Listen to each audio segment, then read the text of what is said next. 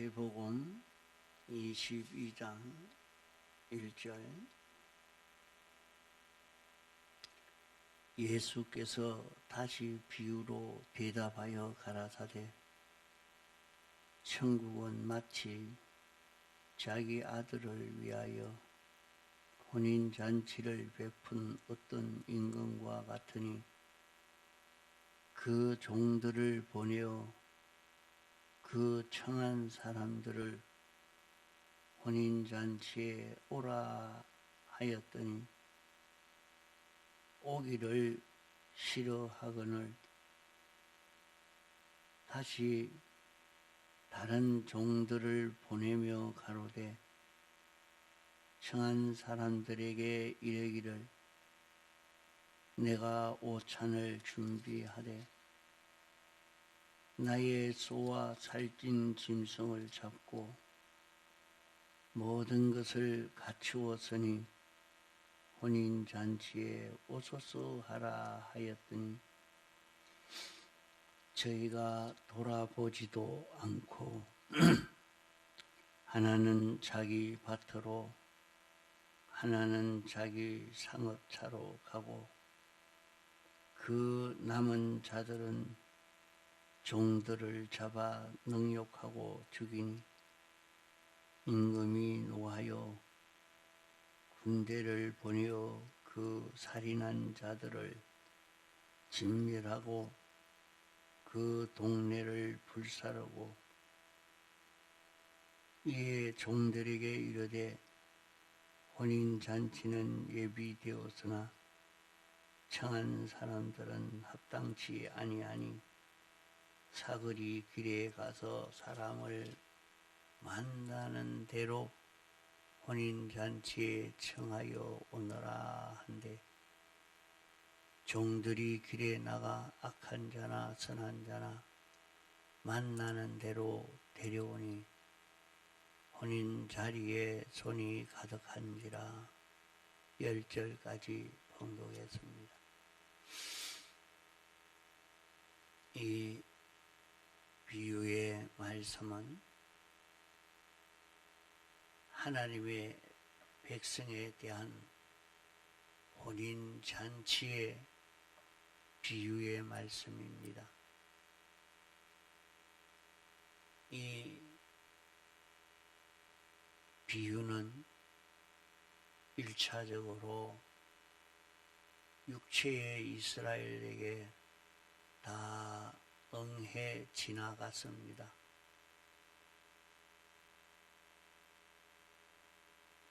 그것은 작은 범위로서 이루어져서 마지막 주님의 재림의 때에 이루어질 그 일을 하나의 그림자로 이루어진 것입니다. 이제 주님의 재림의 때에 이와 같은 일이 이루어질 것입니다.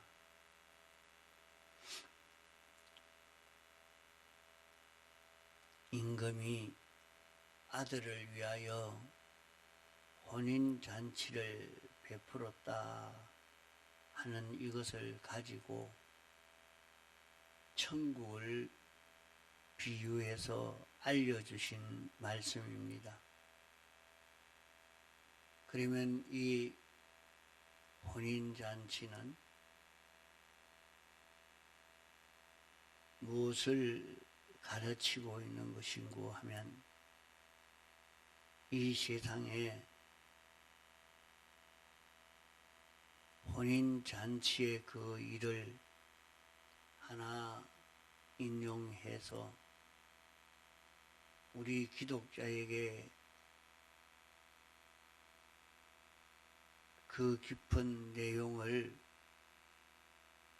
깨달아 알도록 가르친 말씀입니다.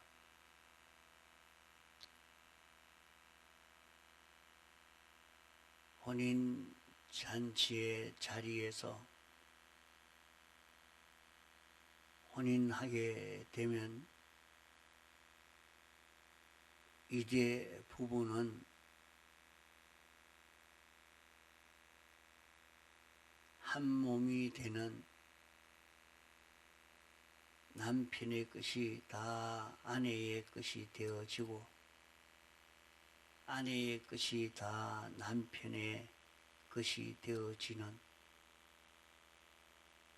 생사화복 흥망성쇠가 하나가 되어지는 이것이 이루어지지요. 여기에 임금은 삼위일체 하나님을 가르치고 또 아들은 독생하신 신인 양성 1위이신 예수님을 가르쳤고 혼인잔치는 하나님의 백성과 교회와 하나님의 아들 예수 그리스도와 영원한 결합이 이루어져 가는 것을 두고 혼인잔치라 말씀한 것입니다. 그러면 이 혼인잔치라 하는 것은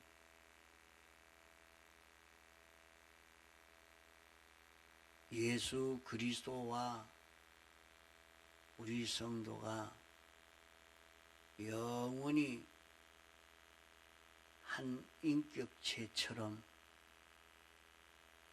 이렇게 결합되어 영생하는 것을 두고 혼인잔치라 말하는 것인데, 예수 그리스도가 죽었다가 다시 사심으로 말미암아 완성하신 사활의 대속 공로를 우리에게 입혀주시는데, 성경에는 예수 그리스도를 주님의 피와 성령과 진리를 성도의 생명이라 말했습니다. 우리 사람이 살아가는데 우리에게 각각 다 생명이 있지 않습니까? 우리에게 생명이 있는데 또 예수 그리스도를 생명이라 이렇게 말씀하니까 이것을 이해하기가 어려운 그런 말씀입니다. 생명은 모든 안 믿는 사람은 다 하나뿐입니다. 죽은 생명 하나뿐입니다. 왜 죽은 생명이라 하는고 하니, 사람은 하나님에게서 나온 것이 사람인데 하나님과 연결이 끊어지니까 죽은 거지요. 그러니까 인간의 생명은 하나님과 연결되어 있어야 산 것이요, 하나님과 연결이 끊어진 것은 죽은 것입니다. 하나님과 연결이 끊어진 것은 죄로 말미암아 끊어진 것입니다. 죄로 말미암아 끊어진 인생은 이제 죽은 자인데 완전히 죽어가는 것이 인생입니다. 그러므로 사람이 나자마자 그때부터 죽어가기 시작해서 하루 죽고 이틀 죽고 1년 죽고 10년 죽고 이래서 완전히 죽을 때 이제 세상을 떠나게 되는 것입니다. 그런 인생에게 우리를 택하시고 불러 예수 믿게 해서 오늘 우리에게는 죽은 생명이 완전히 죽어가는 이 생명을 가지고 살고 있지만은 우리 속에 영생하는 새 생명이 잉태되게 되었습니다. 그것을 두고 거듭났다, 중생했다 하는 것입니다. 우리가 다시 출생하게 됐는데 우리 속에 다시 출생해서 새 생명이 잉태된 자가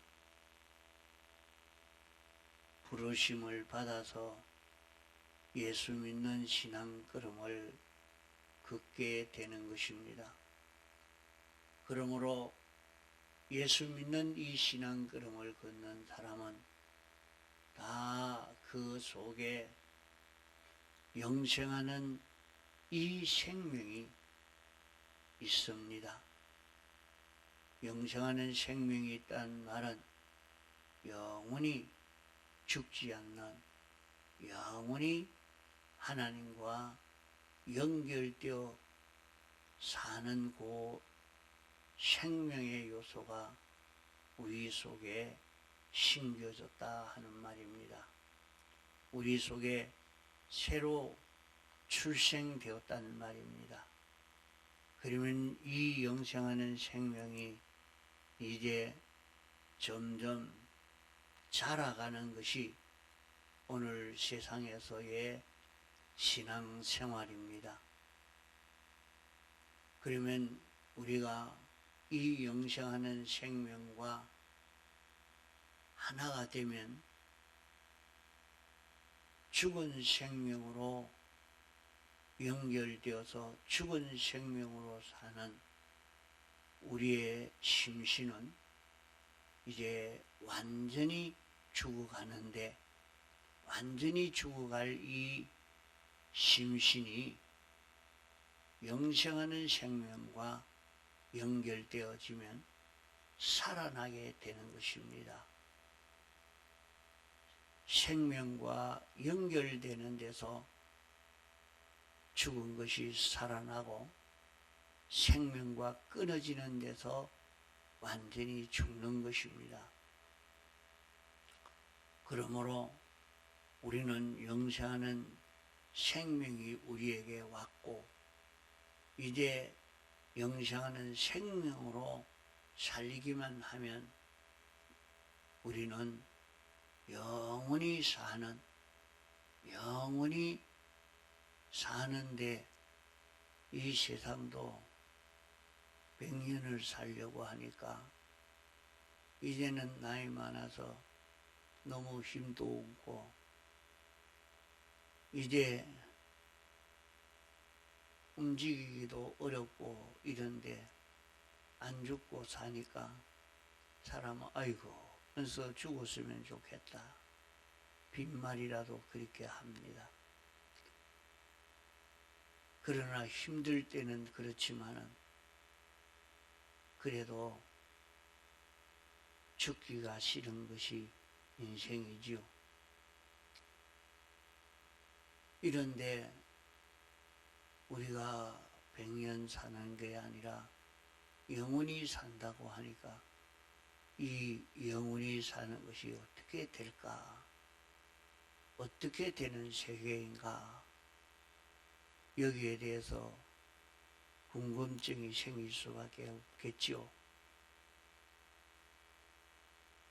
이것을 알고 준비를 바로 하는 사람은 지혜 있는 사람이 되고 이 준비를 못한 사람은 성경에는 너희는 불 가운데 얻은 구원과 같다 말씀한 대로 불 가운데서 나왔으니까 다 타버리고 몸뚱이만 나왔으니까 벌거벗었지요.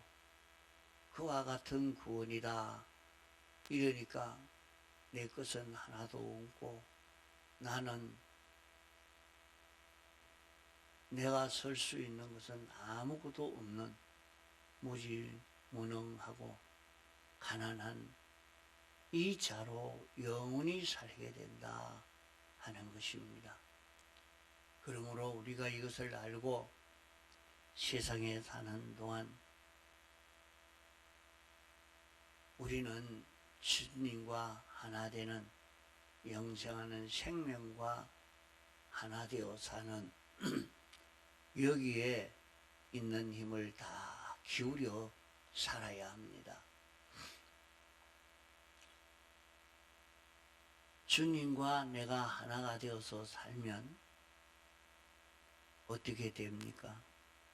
주님이 내게 대해서 다 책임을 져 주시고 나는 주님의 것을 다 사용할 수 있습니다. 나는 주님의 것을 내 것 삼아서 다 사용할 수 있는 그런 자기가 되는 것입니다. 그렇기 때문에 주님과 하나가 되는 것은 그냥 내가 세상에 살다가 죽으면 주님과 하나가 되어서 천국에서 영원히 사는 것 아니냐, 그렇게 생각하고 아무 걱정 없이 사는 사람이 되면 안 됩니다. 여기에 혼인잔치를 비유한 것은 세상에서 나의 마음과 몸의 요소가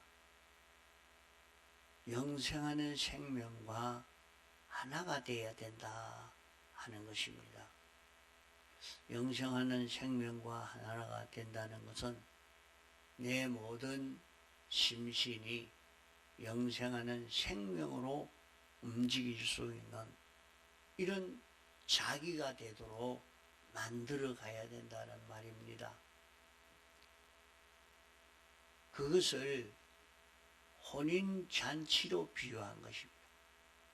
우리가 하나님과 이런 밀접한 관계를 이루지만은 밀접한 관계를 이루는 그게 무엇이냐 알 수가 없는 것입니다. 그렇기 때문에 하나님과 우리와의 이런 밀접한 관계를 이루게 되는 것이다 하는 것을 우리에게 가르치기 위해서 인생에게 혼인 제도를 주시고 결혼하니까 우리는 이렇게 사는 것이 인생이구나 해서 이 인생의 결혼은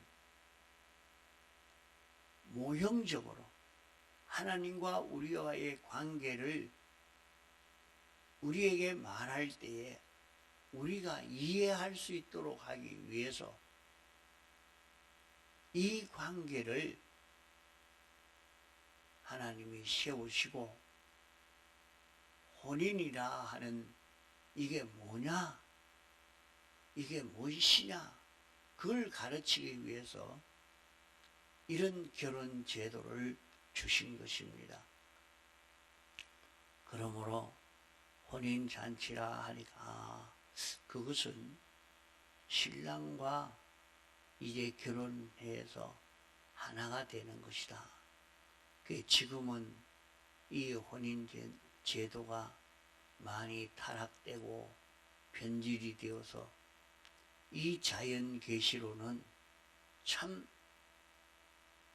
하나님과 우리와의 관계를 잘 깨닫기가 어렵도록 이렇게 되어 있는 제도가 되었습니다. 이것은 마지막 말세지 말이 되어서 이 계시를 깨달아 알지 못하도록 악령이 많은 방해의 역사를 일으켜서 결혼해서 사는 것은 이런 것이다 하고 이 결혼 제도의 타락, 이런 결혼 제도의 변질이 많이 일어나게 된 것입니다.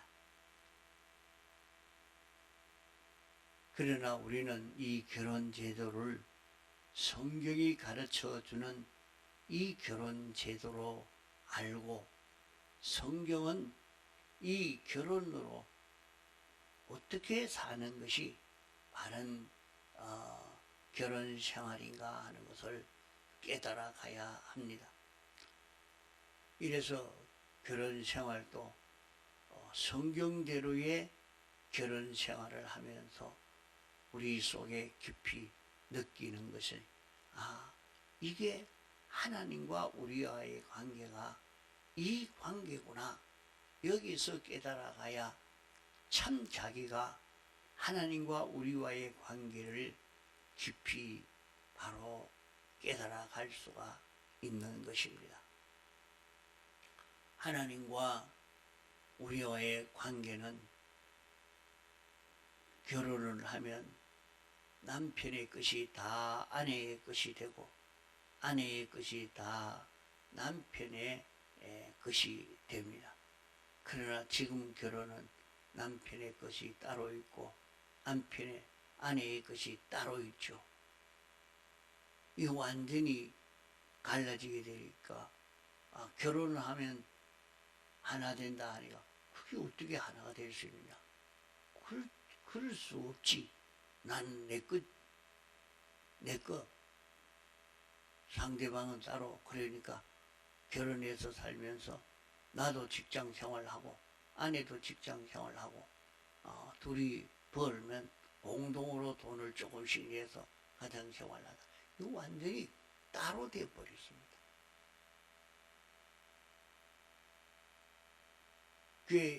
이런 관계로 사니까 이 제도를 통해서 하나님과 우리와의 관계를 깨닫지 못하도록 만든 것입니다. 우리는 여기에 머물러 있으니까 말씀을 읽고도 무슨 말인지 모르는 겁니다.